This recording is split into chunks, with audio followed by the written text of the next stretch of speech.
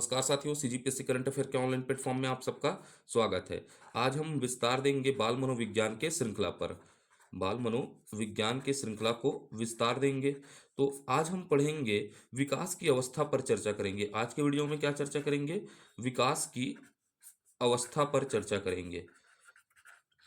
अवस्था पर चर्चा करेंगे। अब ये विकास की अवस्था को अनेक विचारकों ने अपने अपने अपने तरीकों से क्या किया है, प्रस्तुत किया है। तो सबसे पहले विकास की अवस्था को हम विचारकों के आधार पर देखेंगे कि उन्होंने किस प्रकार विकास की अवस्था को क्या किया है, बताया है। तो सबसे पहले हम विचारक देखेंगे रास महोदय। क्या देखेंगे? रास महोदय के अनुसार देखेंगे विकास की अवस्था। उसके बाद हम चर्चा करेंगे हरलॉक के अनुसार। किसके अनुसार? हरलॉक के अनुसार क्या चर्चा करेंगे? विकास की अवस्था पर चर्चा करेंगे। हरलॉक महोदय ने किस तरह विकास की अवस्था को क्या किया है, बताया है, करके जानेंगे। उसके बाद थोड़ा सा चर्चा करेंगे अन्य विचारक। किस पर? अन्य विचारकों के आधार पर चर्चा करेंगे। ठीक है, अन्य विचारकों में हम मत देखेंगे। किसका? अर्नेस्ट जॉन्स का मत देखेंगे। अर्नेस्ट जॉन्स ने किस प्रकार विकास की अवस्था को क्या किया है, बताया है, करके। फिर हम देखेंगे सेले के अनुसार। किसके अनुसार? सेले के अनुसार चर्चा कर लेंगे विकास की अवस्था। कोल के अनुसार क्या कर लेंगे? विकास की अवस्था पर क्या कर लेंगे? चर्चा कर लेंगे। ये हो जाएंगे हमारे विचारकों के आधार पर। लेकिन हमको यह पता होना चाहिए कि सभी विचारकों के क्या होते हैं, मत क्या है, भिन्न भिन्न है। तो भिन्न भिन्न मत के बाद हम इन सभी के मत को क्या करके समावेशित करके एक क्या देखेंगे, सर्वमान्य रूप से क्या देखेंगे, विकास की अवस्था पर क्या करेंगे, चर्चा करेंगे। क्या? सर्वमान्य रूप से विकास की अवस्था पर क्या करेंगे, चर्चा करेंगे। तो ये हमारा आज का रूपरेखा होगा किसकी? विकास की अवस्था क्लास का। तो शुरुआत करते हैं विकास की अवस्था। ठीक है, तो सबसे पहला टॉपिक डालिएगा रास महोदय के अनुसार। किसके अनुसार? रास महोदय के अनुसार विकास की अवस्था पर चर्चा करेंगे। किसके अनुसार? रास महोदय के अनुसार विकास की अवस्था पर क्या करेंगे, चर्चा करते हैं। ठीक है, तो आप अपनी कॉपी में हेडिंग डालिएगा किसके अनुसार? रास महोदय के अनुसार। महोदय के अनुसार के अनुसार विकास की अवस्था। विकास की अवस्था अवस्था तो रास महोदय ने विकास के 4 अवस्था बताए हैं। कितने अवस्था बताए हैं? 4 अवस्था बताए हैं। अर्थात इन्होंने विकास के लिए कितना अवस्था बताया है? 4 अवस्था। तो सबसे पहला अवस्था हमको याद रखना है सैसवा। क्या याद रखना है? सैसवा अवस्था। कौन सा? सैसवा अवस्था। पहला अवस्था इन्होंने क्या बताया है? सैसवा अवस्था बताया है। फिर इन्होंने बताया है विकास की दूसरी अवस्था होती है पूर्व बाल्य अवस्था। कौन सा? पूर्व बाल्य अवस्था होता है करके इन्होंने बताया है। तो दूसरा अवस्था कौन सा हो जाएगा? पूर्व बाल्य अवस्था। फिर ये बताते हैं तीसरा अवस्था क्या होगा? उत्तर बाल्य अवस्था होगा। कौन सा? उत्तर बाल्य अवस्था होगा। ठीक है, तो ये हो गया अपना, क्या हो गया, तीसरा अवस्था हो गया इनके अनुसार, रास महोदय के अनुसार। और चौथा अवस्था कौन सा है? किशोरा अवस्था है। कौन सा? किशोरा अवस्था है करके याद रखना है। तो रास महोदय कितनी अवस्था बताए? 4 अवस्था। पहला कौन सा होगा? सैसवा अवस्था। दूसरा कौन सा होगा? पूर्व बाल्य अवस्था। तीसरा कौन सा होगा? उत्तर बाल्य अवस्था। चौथा कौन सा होगा? किशोरावस्था। इन्होंने सैसवा अवस्था का लिए क्या बताया? आयु बताया। 1 वर्ष से 3 वर्ष तक के समय को क्या कहा जाता है? शैशव अवस्था। कौन सा अवस्था? शैशव अवस्था। तो रास महोदय के अनुसार शैशव अवस्था का समय क्या है? 1 वर्ष से 3 वर्ष का समय है। फिर पूर्व बाल्यावस्था, इन्होंने बताया पूर्व बाल्यावस्था की अवधि 3 से 6 वर्ष की है। कितने वर्ष की है? 3 से 6 वर्ष की अवधि को पूर्व बाल्यावस्था कहा जाता है।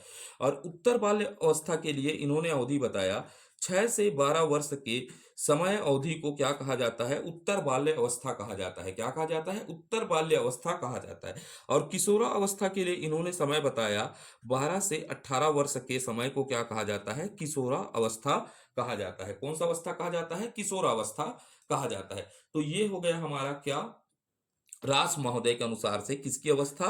विकास की अवस्था हुआ। किसके आधार पर? रास महोदय के। तो सबसे पहले याद क्या करना है बताइएगा। पहला क्या बताया? शैशवा। शैशवा के बाद क्या हो गया? पूर्व बाल्यावस्था। पूर्व बाल्यावस्था के बाद उत्तर बाल्यावस्था। उत्तर बाल्यावस्था के बाद किशोरावस्था।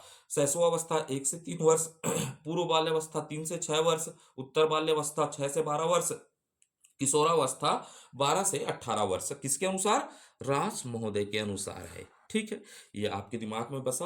हाँ, तो अब चलते हैं अगले पड़ाव की ओर। अब देखेंगे किसके अनुसार, हरलॉक महोदय के अनुसार। देखते हैं विकास की अवस्था हरलॉक महोदय के अनुसार। हरलॉक के अनुसार अनुसार अनुसार विकास की अवस्था, किसकी, विकास की अवस्था पर चर्चा करते हैं। किसके अनुसार, हरलॉक महोदय के अनुसार। इन्होंने विकास की अवस्था 11 अवस्था बताई है। कितनी अवस्था बताई है, 11 अवस्थाएं बताई है विकास की। तो हमको याद रखना है, पहला पॉइंट ये पूछा गया प्रश्न है, हरलॉक के अनुसार विकास की अवस्था कितनी होती है, 11 अवस्था होती है। इसको स्टार डाल के रख लीजिएगा। तो अब 11 अवस्थाओं का सबसे पहले क्या करने का प्रयास करते हैं, नाम याद करने का प्रयास करते हैं। तो ये बोलते हैं पहला अवस्था क्या होगा, गर्भा अवस्था होगा। कौन सा अवस्था, गर्भा अवस्था होगा। थोड़ा सा तबीयत खराब है, ठीक है, गर्भा अवस्था होगा। ठीक, पहला अवस्था क्या होगा, गर्भा अवस्था होगा। दूसरा कौन सा होगा, सैसवा, क्या, सैसवा अवस्था होगा। ठीक है, कौन सा अवस्था होगा, सैसवा अवस्था होगा। तो ये हरलॉक महोदय के अनुसार कौन सा अवस्था होगा, दूसरा अवस्था सैसवा अवस्था होगा। ये एक यूनिक कॉन्सेप्ट देखते हैं, ये क्या बोलते हैं, बचपन अवस्था। कौन सा, बचपना अवस्था की बात करते हैं। ये एक नई अवस्था करके बताते हैं कि ये क्या होगा, एक अवस्था क्या आता है, बचपना अवस्था आता है। कौन सा, बचपना अवस्था आता है। और बचपना के बाद ये बोलते हैं चौथा अवस्था क्या आएगा, पूर्व बाल्य अवस्था। कौन सा, पूर्व बाल्य अवस्था आता है। कौन सा, पूर्व बाल्य अवस्था आता है। तो पहला अवस्था हमने देखा गर्भावस्था, गर्भावस्था के बाद शैशवावस्था, शैशवावस्था के बाद बचपना अवस्था, बचपना की अवस्था के बाद हो गया पूर्व बाल्य अवस्था। पूर्व बाल्य अवस्था के बाद हमको पांचवा याद रखना है, उत्तर बाल्य अवस्था। कौन सा, उत्तर बाल्य अवस्था पर चर्चा करना है। तो रास महोदय बताते हैं कौन सा अवस्था आता है, उत्तर बाल्य अवस्था आता है करके। कौन सा, उत्तर बाल्य अवस्था। उसके बाद छठवा होता है वह संधि अवस्था। कौन सा, वह संधि अवस्था आता है करके याद रखना है। फिर इनके अनुसार सातवां अवस्था होता है पूर्व किशोरा अवस्था। कौन सा, पूर्व किशोरा अवस्था होता है करके। कौन सा, पूर्व किशोरा अवस्था होता है, पूर्व किशोरा अवस्था होता है। उनके बाद ये बोलते हैं आठवें नंबर पर उत्तर किशोरा अवस्था। किसकी, उत्तर किशोरा किशोरा अवस्था की बात करते हैं। ये आठवें नंबर पर किसकी बात करते हैं, उत्तर किशोरावस्था।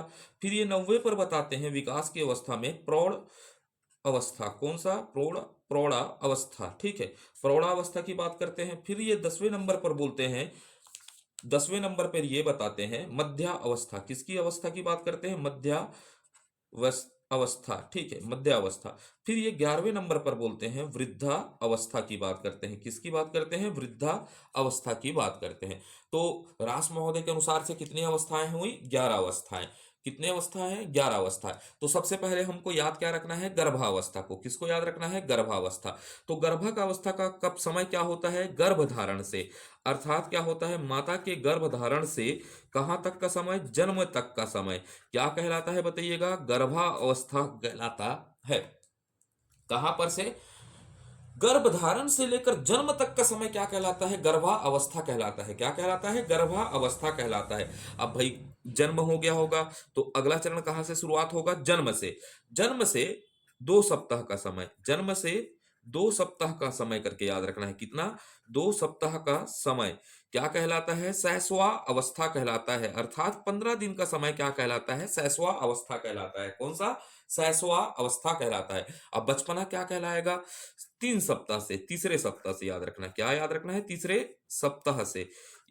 या अब इसको मैं कोष्टक में क्या लिख देता हूं, 14 या 15 दिन से। ठीक है, तीसरे सप्ताह या 14 या 15 दिन से 2 वर्ष तक का समय। कितने वर्ष तक का, 2 वर्ष तक का समय क्या कहलाता है, बचपना अवस्था कहलाता है। रास महोदय के अनुसार, किसके अनुसार, हरलाख महोदय के अनुसार, सॉरी किसके अनुसार, हरलाख महोदय के अनुसार क्या कहलाता है, बचपना अवस्था कहलाता है। फिर पूर्व बाल्य अवस्था को याद रखना है। किसको याद रखना है, पूर्व बाल्य अवस्था का समय अवधि क्या है, 3 वर्ष से। कितने वर्ष से, 3 वर्ष से 6 वर्ष के समय को क्या कहा है इन्होंने, पूर्व बाल्य अवस्था का बताया है हरलाक महोदय ने। हरलाक महोदय के अनुसार पूर्व बाल्य अवस्था की अवधि क्या है, 3 वर्ष से 6 वर्ष। ये सब प्रश्न पूछे जाते हैं, जो प्रश्न पूछे जाते हैं उन्हीं को याद करना है, ठीक है। मैं वो करवा दूंगा स्टार, लेकिन हमको थोड़ा सा इसको याद रखना है कि वो हर हर लाख की मान्यता को क्या माना जाता है, सामान्य मान्यता माना जाता है करके, ठीक है। उसके बाद हमको याद रखना है उत्तर बाल्य अवस्था, किसकी बात जाना है, उत्तर बाल्य अवस्था। तो उत्तर बाल्य अवस्था में हमको याद रखना है 7 वर्ष, कितना वर्ष,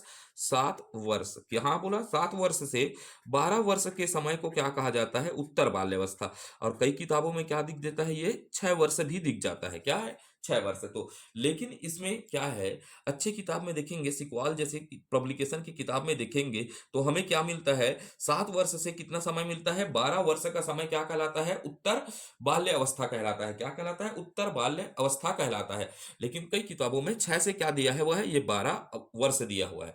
तो हमको दोनों याद रखना है। जब ऑप्शन के अनुसार इस प्रश्नों को क्या करना पड़ता है, सॉल्व करना पड़ता है। मनोविज्ञान के प्रश्नों को आप डायरेक्ट स्ट्रेट फॉरवर्ड नहीं करेंगे, ऑप्शन के आधार पर सॉल्व करेंगे, ठीक है। उसके बाद देखते हैं वाह्य संधि अवस्था, क्या है, वाह्य संधि अवस्था। इसका समय होता है 12 से 14 वर्ष। कितना वर्ष होता है, 12 से 14 वर्ष के समय को क्या कहा जाता है, वाह्य संधि अवस्था कहा जाता है। और इसको एकदम क्या करके रख लीजिएगा, स्टार करके रख लीजिएगा, ठीक है। क्योंकि हरलाक महोदय ही बताते हैं वाह्य संधि की अवस्था होगी कितनी, 12 से 14 वर्ष की होगी। अब ये 12 से 14 वर्ष में ये वाह्य संधि बालक में अलग समय आता है और बालिका में अलग समय आता है। तो सबसे पहले देखते हैं बालिका में। तो बालिका में यह समय क्या होता है, 11 से 14 वर्ष होता है। कितना वर्ष के बीच आता है, वाह्य संधि की अवस्था 11 से 14 वर्ष की होती है। और इसके बाद आपको याद रखना है बालकों में। बालकों में यह अवस्था 12 से 14 वर्ष के बीच होता है। कितने वर्ष के बीच होता है, 12 से 14 वर्ष के बीच की अवधि को क्या कहा जाता है, बालकों में वाह्य संधि अवस्था कहा जाता है। फिर किशोरावस्था को याद रखना है, किसको, किशोरावस्था को। किशोरावस्था का समय होता है 13 से कब तक का होता है बताइएगा, 17वें वर्ष तक के समय को क्या कहा जाता है, किशोरावर्ष। तो 13 से 17वें समय वर्ष तक का रहता है, या इसको आप डाल दीजिएगा 14। लेकिन हमको ये याद रखना है, सर्वमान्य रूप से अच्छी किताबों में क्या दिया है, 13 से 17 वर्ष का समय दिया है। क्या है, 13 से 17 वर्ष। विवाद मत हो, आप लड़ो मत, अलग अलग पब्लिकेशन का किताब रखे होंगे तो आप क्या होंगे, थोड़ा सा डिबेट करेंगे। तो हम अच्छी किताबों से बात कर रहे हैं, तो यहाँ क्या दिया है, 13 से कितना, 17 वर्ष का समय दिया है। कितने वर्ष का, 13 से 17 वर्ष के समय को पूर्व किशोरावस्था कहा जाता है। और कई किताबों में दिखता है 14 वर्ष, ठीक। फिर देखते हैं उत्तर किशोरावस्था की बात करते हैं। उत्तर किशोरावस्था का समय होता है 18 वर्ष से, कितना, 18 वर्ष से 21 वर्ष तक का समय होता है। ये कहलाता है उत्तर किशोरा अवस्था। उसके बाद याद रखना है प्रौढ़ अवस्था। प्रौढ़ अवस्था क्या होता है, 21 वर्ष से, किससे, 21 वर्ष से 40 वर्ष तक के समय को क्या कहा जाता है, प्रौढ़ अवस्था। अर्थात आप अभी किस अवस्था में हैं, सोचिएगा, आप किशोरा में हैं, उत्तर किशोरा में हैं, या प्रौढ़ में हैं। तो हम अभी किस अवस्था में हैं, प्रौढ़ अवस्था पर क्या कर चुके हैं, प्रवेश कर चुके हैं। उसके बाद याद रखना है मध्य अवस्था। कौन सा, मध्य अवस्था। मध्य अवस्था का समय होता है 40 वर्ष से। कई किताबों में 40 दिया है, लेकिन आपको याद रखना है 41 से क्या याद रखना है, 60 वर्ष तक। कौन सा, 41 से 60 वर्ष तक का याद रखना है। तो ये तो ऐसा ही है, आप समझ पाएंगे, 41 से 60 वर्ष तक का समय हो जाएगा, ठीक है। कौन सा अवस्था, मध्यमा अवस्था। उसके बाद वृद्धा अवस्था, 60 वर्ष के से 60 वर्ष तक आपका जब तक जीवन है, अर्थात आप तक जब तक जिंदा है तब तक क्या समय कहलाएगा, वृद्धावस्था। 60 वर्ष के बाद आप जितने दिन तक क्या रहते हैं, जिंदा रहेंगे, वो कौन सा अवस्था कहलाएगा, आपका वृद्धा अवस्था कहलाएगा। तो ये किसके अनुसार था बताइएगा, हरलाक महोदय के अनुसार था। किसके अनुसार था, हरलाक महोदय के अनुसार था करके याद रखना है। तो हरलाक महोदय पहला कौन सा अवस्था बोलते हैं, थोड़ा याद करते हैं। गर्भावस्था, गर्भावस्था के बाद शैशवावस्था, शैशवावस्था के बाद बचपनावस्था, बचपनावस्था के बाद पूर्व बाल्यावस्था, पूर्व बालक अवस्था के बाद उत्तर बाल्यावस्था, वह संधि अवस्था, वह संधि अवस्था के बाद होता है पूर्व किशोरावस्था, पूर्व किशोरावस्था के बाद उत्तर किशोरावस्था, उसके बाद प्रौढ़ अवस्था, मध्य अवस्था। उसके बाद क्या बात करते हैं, वृद्धा अवस्था की बात करते हैं। ये कौन करते हैं करके याद रखना है, हरलाक महोदय के अनुसार, ठीक है। तो अब आगे बढ़ते हैं, ठीक है। जितनी चीजों को आपको याद करना है उन्हीं चीजों को हम पढ़ेंगे, ना कि पीएचडी टाइप से पढ़ना है मनोविज्ञान को, ठीक है। तो फिर देखते हैं अन्य विचारक, किसकी बात करूंगा, अन्य विचारकों की। किसकी बात करता हूं, फिर मैं अन्य विचारकों की बात करता हूं, ठीक। तो अन्य विचारक क्या कहते हैं, अवस्थाओं को किस प्रकार बताए हैं करके याद रखना है। तो हमको याद रखना है अर्नेस्ट, पहला नाम याद रखना है अर्नेस्ट जोन्स को याद रखना है। पहला नाम आप याद रखिएगा अर्नेस्ट जोन्स। बोलिएगा पहला कौन सा हो जाएगा, अर्नेस्ट जोन। दूसरा कौन सा हो जाएगा, सेले। क्या हो जाएगा, सेले। उसके बाद हो जाएगा तीसरा कौन सा हो जाएगा, कोल हो जाएगा। ठीक है, कोल हो जाएगा। उसके बाद याद रखना है चौथा, चाहे तो आप रूसो को भी याद रख लीजिए। ठीक है, ये हो गए चार नाम। अब ये चार नाम में वैसा नहीं पढ़ना है इन्होंने कितने आधार पर वर्गीकरण किया, क्या किया। सीधा याद रखना है अर्नोस्ट जोन्स ने विकास की अवस्था को कितनी अवस्था बताई है, चार अवस्था बताया है। कितना अवस्था बताया है इन्होंने, चार अवस्था। अब ये चार अवस्था का नाम याद करेंगे तो हमारे लिए क्या हो जाएगा, बहुत ज्यादा जटिल हो जाएगा। तो अर्नेस्ट जॉन ने विकास की अवस्था को कितना बताया है, चार अवस्था। वैसे ही सेले ने कितना अवस्था बताया है करके याद रखना है, तीन अवस्था बताया है। विकास की कितनी अवस्था बताया है, तीन अवस्था। उसके बाद कोल महोदय को क्यों याद रखना है, क्योंकि इन्होंने सबसे व्यापक क्या बताया है, विकास की अवस्था। इन्होंने 12 अवस्था बताया है। वैसे ही हम याद रख लेते हैं रूसो। रूसो ने कितनी अवस्था बताई है, तीन अवस्था बताई है। किसकी, विकास की। तो ये हो गया अन्य विचारकों के आधार पर किसकी, विकास की अवस्था हो गया। क्या हो गया, विकास की अवस्था हो गया। अब थोड़ा सा चर्चा कर लेते हैं सर्वमान्य रूप से। किस रूप से, सर्वमान्य रूप से, मान्य रूप से विकास की अवस्था, विकास की अवस्था पर चर्चा कर लेते हैं। विकास की अवस्था पर चर्चा करते हैं। ठीक है, या अवस्थाएं लिख देते हैं यहां पर अब। ठीक है, सर्वमान्य रूप से किसकी, विकास की अवस्था। तो हम यहाँ पर चार अवस्था पर चर्चा करेंगे सर्वमान्य में। ठीक है, पहला हो जाएगा गर्भावस्था। पहला कौन सा देखेंगे, गर्भा अवस्था, क्योंकि हमारे सिलेबस में यही दिया है, गर्भावस्था। उसके बाद देखेंगे सैसवा, कौन सी अवस्था की बात करेंगे, सैसवा अवस्था की बात करेंगे। सैसवा अवस्था के बाद हम बात करेंगे बाल्या अवस्था। किसकी, बाल्या अवस्था की बात करेंगे। और बाल्या अवस्था के बाद हम चर्चा करेंगे किशोरा अवस्था पर। किसको, किशोरा अवस्था पर चर्चा करेंगे। तो ये तीन महत्वपूर्ण अवस्थाएं हैं। ये आधुनिक विचारधारकों के आधार पर हम इसको चर्चा करते हैं। तो गर्भावस्था का क्या होता है, सर्वमान्य रूप क्या है। तो गर्भावस्था का मतलब होता है गर्भधारण से, कहां से, गर्भधारण से जन्म तक के समय को, किसको, जन्म तक के समय को क्या कहा जाता है बताइएगा, गर्भावस्था। अर्थात माँ जैसे गर्भ को धारण करती है और क्या होता है, बालकों को जन्म देती है, वह अवस्था क्या कहलाता है, गर्भधारण अवस्था कहलाता है। अब शैशवा अवस्था के बारे में याद रखना है आपको, जन्म से, कहां से, जन्म से 5 वर्ष तक का समय क्या कहलाता है, शैशवा अवस्था कहलाता है। जैसे ही बालक जन्म हुआ और ये कितने वर्ष तक का हो जाएगा, 5 वर्ष तक मड़िया कर चलना सीख जाएगा, आंगनवाड़ी जाना सीख जाएगा, तब तक का समय क्या कहलाता है, शैशवा अवस्था कहलाता है। और बाल्य अवस्था के लिए याद रखना है 6 से 12 वर्ष का समय क्या कहलाता है, बाल्य अवस्था कहलाता है। क्या, 6 से 12 वर्ष का समय क्या कहलाता है, बाल्य अवस्था कहलाता है। लेकिन यहाँ पर कभी कभी क्या दे देता है, 6 नहीं देगा तो क्या दे देगा, 5 वर्ष। इसको थोड़ा सा दिमाग में बसाना है। और अब किसके आंसर के थ्रू इस प्रश्न को बनाना है कि 6 से 12 दिया है तो आंख बंद करके 6 से 12 क्या करके मार के आना है, बाल्य अवस्था मार के आना है। ठीक है, उसके बाद आपको याद रखना है किशोरावस्था। तो किशोरावस्था का समय होता है 13 वर्ष से, 13 वर्ष से क्या होता है, 18 वर्ष। अब गुरुजी ते 13 लिखा दे हंस करके बोल बे हमन तो केदे किताब में का पढ़े हैं 12, तो आप यहाँ पर ऑब्लिक क्या रख लीजिएगा, 12। लेकिन सर्व अच्छी किताबों में क्या दिया हुआ है, 13 से 18 वर्ष का समय दिया है। और कई पेपरों में आंसर भी लिया है 13 से 18 वर्ष। अब ये किस पर आपको निर्णय लेना है, उस समय क्या देखना है, समझेगा पेपर में क्या ऑप्शन आया है, या तो 13 देगा या तो 12 देगा। ठीक है, इसी को याद रखना है। तो ये हो गए हमारे सर्वमान्य रूप से विकास की क्या हो गई, अवस्था। क्योंकि अब देखिएगा अपने पास युवा अवस्था, प्रौढ़ अवस्था, वृद्धावस्था हमारे सिलेबस का हिस्सा नहीं है, तो हम उस पर ज्यादा उलझेंगे नहीं। ठीक है, तो अब चलते हैं आगे की ओर। अब एक एक टॉपिक को देखते हैं। सबसे पहले शुरुआत करेंगे गर्भावस्था। क्या शुरुआत करेंगे, गर्भावस्था क्या है। ठीक है, बालक के एक एक अवस्था को देखेंगे विकास के। तो इन सबको अच्छे से नोट्स कीजिएगा। ठीक है, और आगे बढ़ते हैं हम। ठीक, तो शुरुआत करते हैं सबसे पहला टॉपिक इसमें, अवस्थाओं में गर्भावस्था पर चर्चा करते हैं। ठीक है, जहां से प्रश्न बनेगा उन टॉपिक को हम मजबूती से पढ़ेंगे। पहला हो गया गर्भावस्था। तो सबसे पहले सीधा एक प्रश्न ही बना देते हैं, जो सीधा प्रश्न पूछता है गर्भावस्था की अवधि पर प्रश्न पूछ देता है। क्या पूछ देता है? अवधि। तो गर्भावस्था की अवधि हम याद रखते हैं 9 महीना तक क्या होता है, माँ की कोख पर पड़ता है। लेकिन अवधि में वैसा 9 महीना नहीं देगा, क्या देता है? 280 दिन की अवधि क्या होती है? गर्भावस्था की अवधि होती है। और भाई आपको तो पता है कि आप शुरू से जानते हैं कि माँ के कोख पर आप कितने महीना पल के निकले हैं? 9 महीना। माह में कितना होगा? 9 माह होगा। अब ये गर्भावस्था क्या है करके समझेगा। थोड़ा सा परिभाषा बताऊंगा और आप संकोच ना करिएगा, ठीक है, इस परिभाषा को समझने के लिए। ये क्या है? समझने का विषय है, ठीक है। गर्भावस्था क्या होता है? निषेचन की प्रक्रिया। कौन सी प्रक्रिया बोला? निषेचन। आगे मैं समझाता हूं, फिर मैं समझाऊंगा। निषेचन की प्रक्रिया, थोड़ा सा नोट्स करते हैं। निषेचन की प्रक्रिया के परिणाम, किसके परिणाम? निषेचन की प्रक्रिया के परिणाम स्वरूप अंडाणु अंडाणु और शुक्राणु।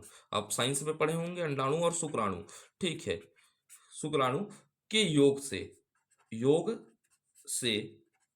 जो जीव अस्तित्व में आता है, क्या आता है? जो जीव अस्तित्व में आता है, अस्तित्व में आता है, उसी को ही क्या कहा जाता है? गर्भावस्था कहा जाता है। अर्थात निषेचन की प्रक्रिया के परिणाम स्वरूप अंडाणु और शुक्राणु के योग से जो जीव अस्तित्व में आता है, उसे क्या कहा जाता है? गर्भावस्था। और निषेचन का मतलब सामान्य अर्थ में सेक्स कहा जाता है, ठीक है। ये आपको समझाने के लिए है, ठीक है।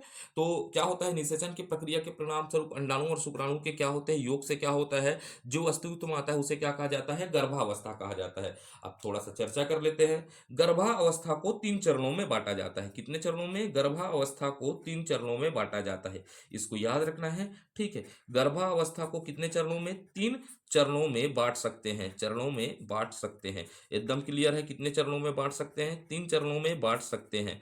तो ठीक है, 3 चरणों का नाम भी याद रखना पड़ेगा। सबसे पहले क्या अवस्था आएगा करके याद रखना है, ठीक। पहला हो जाएगा डिंबन अवस्था। कौन सा? डिंब अवस्था। कौन सा अवस्था होगा? डिंब अवस्था। या इसी का नाम होता है, डिंब अवस्था का नाम होता है रोपण अवस्था। कौन सा अवस्था? रोपण अवस्था। आपके दिमाग में अब काम करना चालू कर दिया होगा। रोपण अवस्था। रोपण अवस्था के बाद होता है बीज अवस्था, ठीक है। क्या होता है? बीज अवस्था। ये तीनों एक ही अवस्था के नाम है। डिंबावस्था, रोपण अवस्था, बीज अवस्था। कौन सा अवस्था? डिंबावस्था, रोपण अवस्था, बीज अवस्था। उसके बाद दूसरा याद रखना है पिंड अवस्था। कौन सा अवस्था? पिंड अवस्था कहलाता है। कौन सा अवस्था कहलाता है? पिंड अवस्था। और इस पिंड अवस्था को ही क्या कहा जाता है? भ्रूण अवस्था कहते हैं। क्या कहते हैं? भ्रूण अवस्था भी कहा जाता है। तो ये दूसरा अवस्था हुआ। उसके बाद होगा तीसरा अवस्था, गर्भस्य शिशु अवस्था। कौन सा? गर्भस्य शिशु अवस्था को याद रखना है। किसको? गर्भस्य शिशु अवस्था को आपको याद रखना है। तो ये होंगे गर्भधारण के 3 अवस्था। तो शुरुआत में अब चर्चा करते हैं डिंब अवस्था क्या है करके भी प्रश्न पूछता है, तो देखते हैं। डिंब अवस्था, पिंड अवस्था और गर्भस्य शिशु अवस्था पर भी प्रश्न पूछा गया है। तो शुरुआत करते हैं, सबसे पहला टॉपिक डालते हैं डिंब अवस्था। कौन सी अवस्था पर चर्चा करते हैं? डिंब अवस्था पर चर्चा करते हैं, ठीक है। डिंब अवस्था, ठीक। तो अब यहां से प्रश्न कैसे पूछेगा? जिस प्रकार के प्रश्न पूछे गए हैं उन्हीं से हम चर्चा करेंगे, ज्यादा गहन नहीं पहुंचेंगे। तो सबसे पहले देखेंगे अवधि पर चर्चा करेंगे। किस पर? अवधि पर चर्चा करेंगे। तो ये डिंब अवस्था की अवधि क्या है करके याद रखना है। तो डिंब अवस्था की अवधि सामान्यतः, क्या बात कर रहा हूं मैं? सामान्यतः, सामान्यतः गर्भधारण से। किससे? गर्भधारण से। अर्थात मां के गर्भधारण से 2 सप्ताह का समय क्या होता है? 2 सप्ताह का समय याद रखना है।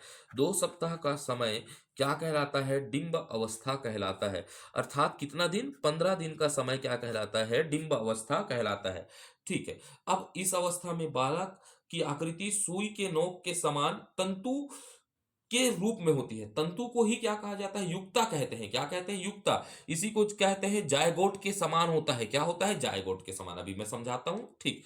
इस अवस्था में थोड़ा लिख देता हूं, फिर और बताता हूं इसको ना। इस अवस्था में बालक बालक की आकृति, क्या की बात कर रहा हूं? बालक की आकृति।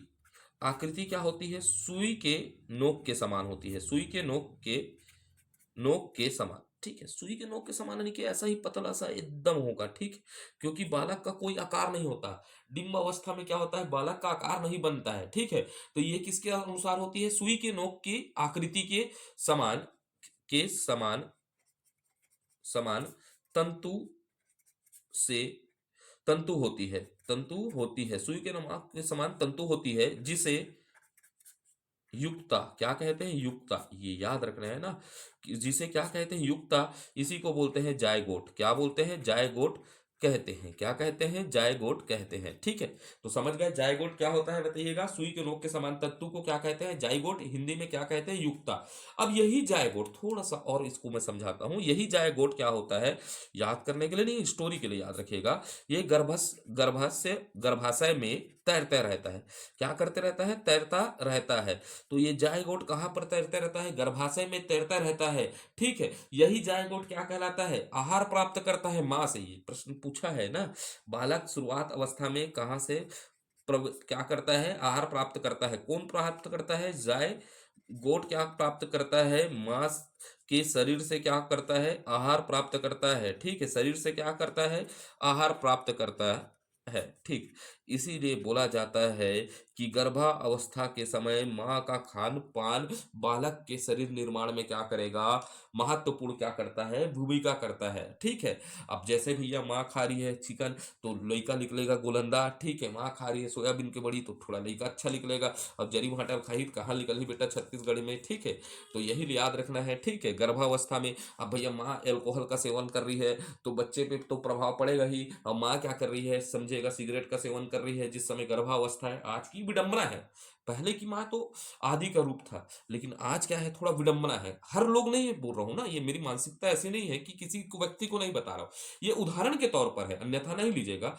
कि इसीलिए मैं क्लियर कर देता हूं कि मेरे द्वारा बोली गई बातें किसी की व्यक्तिगत तौर पर भावनाओं को ठेस पहुंचाना, धार्मिक भावनाओं को ठेस पहुंचाना मेरा उद्देश्य नहीं है, है ना। ठीक, ये समझाना है, ये विषय वस्तु का क्या है, हिस्सा है। मैं कभी भी नारी की आलोचना नहीं करता, नारी तो आदि शक्ति का रूप है। ठीक है, कभी कभी नेवर माइंड मत लीजिएगा, है ना। ठीक है, ये एक उदाहरण है, ये क्या था, उदाहरण था, समझने का प्रयास किए आप लोग। ठीक, तो ये होता है माँ के शरीर से क्या प्राप्त करती है, आहार करती है। इसीलिए तो सरकार प्रयास करता है गर्भावस्था के दौरान महिलाओं को क्या किया जाए, उनका विकास किया जाए, उनके शारीरिक प्रक्रिया के लिए उन्हें अच्छा भोजन दिया जाए, जिससे बालक क्या हो, सशक्त क्या हो सके, निर्माण हो सके, सशक्त शरीर का निर्माण हो सके बालक का। अब ये क्या होता है, यही जायगोट लगभग 2 माह के अंत, 2 सप्ताह के अंत में गर्भाशय के दीवार में क्या होता है, चिपक जाता है। कहाँ, लगभग, याद रखिएगा, क्या याद रखिएगा, लगभग।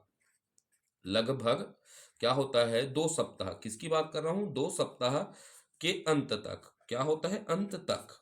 ठीक है, ये क्या होता है, जायगोट, किसकी बात कर रहा हूं, जायगोट गर्भाशय, किसके, गर्भाशय के दीवार से चिपकता है, दीवार से चिपकता है, से चिपकता है, चिपक जाता है करके याद रखना है, दीवार से चिपक जाता है। और यहां से अगला अवस्था का क्या हो जाएगा, शुरुआत हो जाएगा। तो अगला अवस्था का नाम है पिंड अवस्था। कौन सा अवस्था, पिंड अवस्था या भ्रूण अवस्था कहते हैं इसको। क्या कहते हैं, पिंड अवस्था या भ्रूण अवस्था कहते हैं। अब इसकी अवधि क्या होती है, तीसरे सप्ताह से लेकर 2 माह के अंत तक की अवधि को क्या कहा जाता है, पिंड अवस्था। ठीक है, उसके बाद क्या होता है, यहीं पर बालक के शरीरों का क्या होता है, निर्माण होता है, बालक के शरीर का निर्माण होता है। 6 से 7 सप्ताह के बाद हृदय की गति क्या हो जाती है, प्रारंभ हो जाती है। इसको चर्चा करेंगे अगले चैप्टर पर। ठीक है, अगले वीडियो पर। ठीक है, थोड़ा स्वास्थ्य ठीक नहीं है, नाक क्या है, थोड़ा सा तबीयत नहीं है, ठीक नहीं लग रहा है। ठीक है, अब बोलने में थोड़ा क्या हो रहा है, परेशानी हो रहा है। ठीक, निरंतर आपको वीडियो मिलेगा, निश्चिंत रहिएगा। ठीक है, जैसे एक कंप्यूटर डालता हूँ, एक में क्या डाल देता हूँ, समझिएगा, मनोविज्ञान डाल देता हूँ, आप समझिएगा, मैं भी एक क्या हूँ, प्राणी हूँ। ठीक है, तो आपकी उम्मीदें भी है, मेरी भी उम्मीदें है, मेरा भी प्रति क्या है, आपके प्रति रिस्पॉन्सिबिलिटी है, मेरे को कैसा करूँ कंप्लीट जल्दी से जल्दी।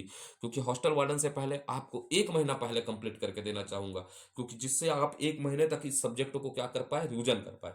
अगर यह वीडियो आपको अच्छा लगता है तो बिल्कुल आप क्या करिएगा, लाइक करिएगा। ठीक है, यह प्रयास आपको अच्छा लगता है तो लाइक करिएगा, दबाव नहीं है, ये मनोवैज्ञानिक प्रक्रिया है। ठीक है, हम तो समझ जाते हैं कितने लोग वीडियो को देख रहे हैं और नहीं देख रहे हैं। ठीक है, उसके बाद समझिएगा, शेयर चाहे तो आप शेयर कर सकते हैं। ठीक है, लेकिन मेरे लिए सबसे इंपॉर्टेंट रखता है कि आप क्या करे कमेंट करे। इससे पता चलता है कि आपके लिए वीडियो उपयोगी है या नहीं है। ठीक है, सबसे महत्वपूर्ण चीज मेरे लिए कमेंट है। ठीक है, चाहे तो आपकी मनोदशा है, लाइक करो। ठीक है, टिकटॉक में जब आप कच्चा बादाम पाका बादाम को लाइक कर सकते हो तो ये तो पढ़ाई की बातें हैं। ठीक है, इस पर मैं ज़्यादा दबाव नहीं डालता, लेकिन आपसे एक ही चीज़ की उम्मीद करता हूँ कि आप क्या आते हैं, वीडियो पर कमेंट करें कि इससे पता चलता है कि समझ में आ रहा है या नहीं आ रहा है। ठीक है, तो धन्यवाद, भारत माता की जय। ठीक है, आज मैं शाम को भी प्रयास करूंगा, अगर स्वास्थ्य ठीक रहा तो एक वीडियो और डाल दूं। ठीक है, जय छत्तीसगढ़।